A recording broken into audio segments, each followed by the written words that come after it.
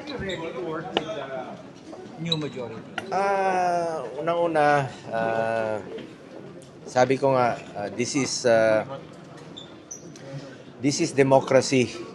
Majority rules. Ganun naman po ang Senado. Kung sino yung merong 13, sila yung majority. Pero ako naman po, mananatili po ako dito sa minority. Kahit na dalawa na lang kami magkasama o mag-isa na lang. Dito po kami dahil sa aming prinsipyo at paniniwala. At ako naman gusto ko lang pong makapagtrabaho. Halos isang buwan po ang nasayang. Sobrang nasayang po yung isang buwan sa hindi pagkakaintindihan. Gusto ko pong magtrabaho tayo para sa mga kababayan nating Pilipino, lalong-lalo na po yung mga mahirap. Marami pang biktima ng lindol ngayon, no? Sunog o at ano pa mang disaster. Tulungan po natin sila. It's high time na unahin natin yung serbisyo. Sa totoo lamang po, ako po yung nalulungkot sa mga nakaraang araw, nakaraang buwan sa hindi pagkakaintindihan, lalo-lalo na po yung May. Alam niyo naman, sa first term ko as senator, wala po akong absent. Serbisyo po ako, takbo rito, takbo doon, at hindi ko po nililimitahan ng aking sarili bilang isang mambabatas lamang. Ang trabaho namin, legislation, constituency, yung mga kababayan natin, lalong-lalo na yung mga mahirap, at representation. At ngayon, nakumpleto na sila sa majority, makatrabaho na tayo.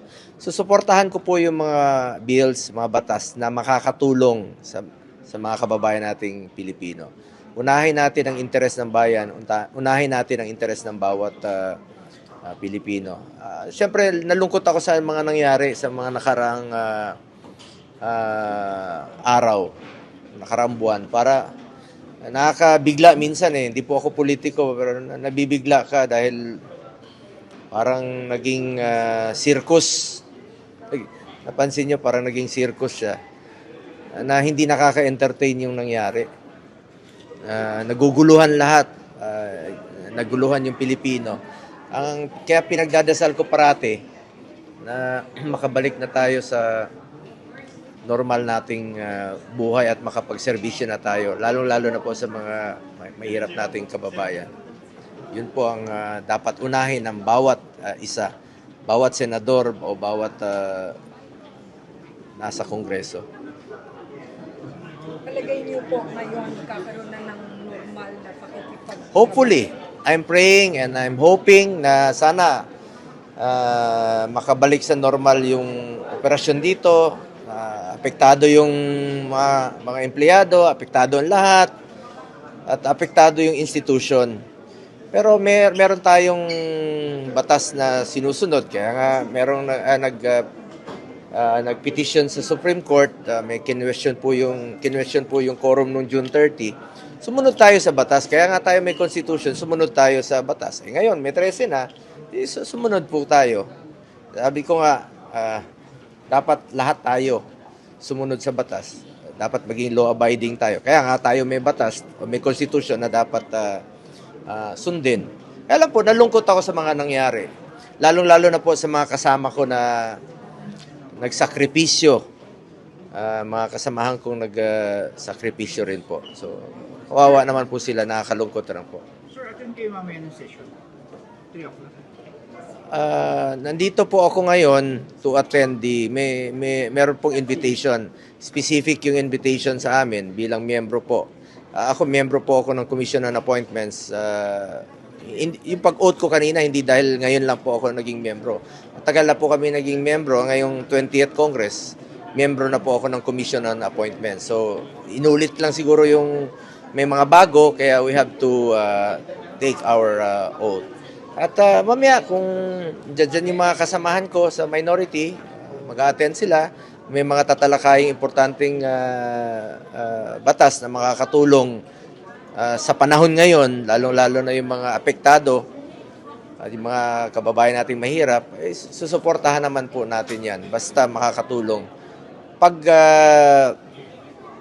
kapakanan ng Pilipino, yan po ang unahin ko parati.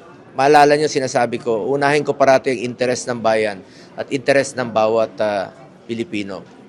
More than anything else. More than politics po, dahil hindi po ako politiko.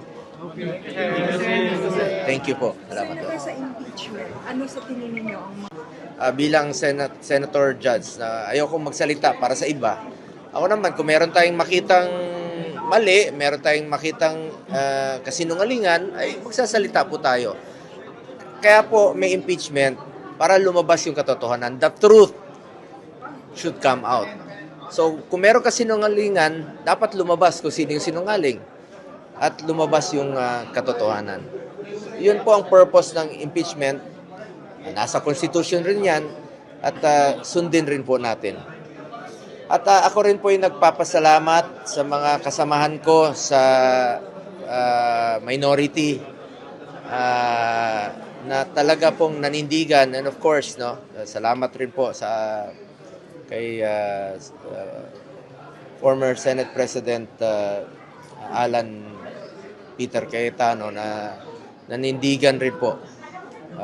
Talagang up to the end ay nanindigan rin po. So, sa lahat ng mga kasamahan natin sa minority, Senator Marcoleta, Senator Robin Padilla, may party mate po, Senator Camille Villar, Senator Mark Villar, Senator Amy Marcos, Senator Loren Legarda, Senator Pia Cayetano,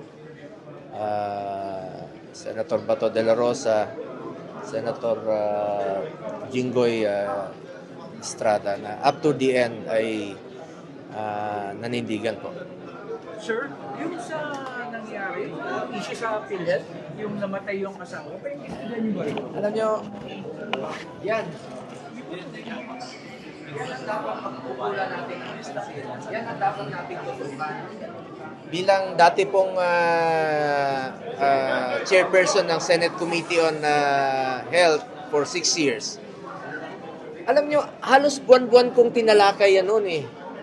Pinag-usapan natin yan noon sa hearing. Nagkaroon po ako ng monthly hearing po nung dyan nga natin na-discover na meron pong funds ang PhilHealth na kinuha ng National Treasury. Buti, nag-rule ang Supreme Court at naibalik na. Aside from that, binabantayan talaga natin noon pa ang PhilHealth dahil marami silang mga policies na lumang-luma na at dapat nang baguhin. Hindi sila magkakaroon ng sobrang pondo kung ginamit nila itong pondong ito sa tama. Halimbawa, yung isang namatay, pinapabayad pa siya dahil hindi siya admitted ng 24 hours. Matagal na nating pinag-usapan yan noon na dapat tanggalin na scrap na yung 24-hour policy na yan. Dahil, bakit kailangan mo pang magpa-admit para ma-avail mo yung, yun nangyari, namatay. Hindi na siya ma-admit. Dapat meron siyang makukuhang benepisyo. Isipin mo, 20 years siyang nagko-contribute. Kung nung namatay siya, hindi man lang niya nakuha yung benefits na makuha niya. Hindi lang yan. Sabi ko noon, meron pang isang provincial health worker ng Camarines Norte. Provincial health officer ng Camarines Norte. Nagkaroon siya ng 6 million billing. Ang binigay ng PhilHealth, 29,000. Muli, na-admit siya. 4 million. Ang binigay ng PhilHealth, 27,000. Nalugi na siya. Namatay pa siya. Ang na-contribute niya, 200,000. Pero ang na-avail niya, 57,000 lang. So, masyado ng naapi yung mga kababayan natin mahirap na nagko-contribute po. Dapat ayusin nyo ang pulisya ninyo. Yung PhilHealth, nangako kayo sa akin noon, pumirma pa kayo, natatanggalin nyo yung scrap that 24-hour policy na kailangan ma-admit muna yung pasyente. At hindi lang yan, marami pa kayong pulisya noon na pinangako nyo written na tanggalin. Dapat meron kayong emergency package na emergency packages na hindi nyo na kailangan magpa-admit ng 24 hours para maka-avail kayo. Dami yung mga pinangako noon, natuparin nyo po ito. Monthly po yung hearing ko noon. Hindi po sobra ang pera ng PhilHealth. Kung gamitin nyo po sa tama at gamitin nyo sa mga pasyente. Klaro naman po yan na ang PhilHealth po ay para sa health. Klaro, PhilHealth. Health ng Pilipino.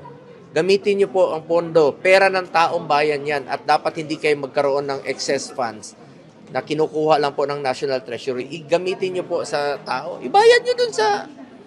Ba't hindi nyo ibayad dun sa kailangan mag-avail? So, ang daming mga kababayan natin takot magpa-hospital, takot magpa-check up dahil sa babayarin. Dapat nga i-promote nyo na meron pong PhilHealth na huwag kayong matakot at meron kayong masasandalan. Okay. Thank you, sir. Thank you, sir. Salamat. Thank you, sir.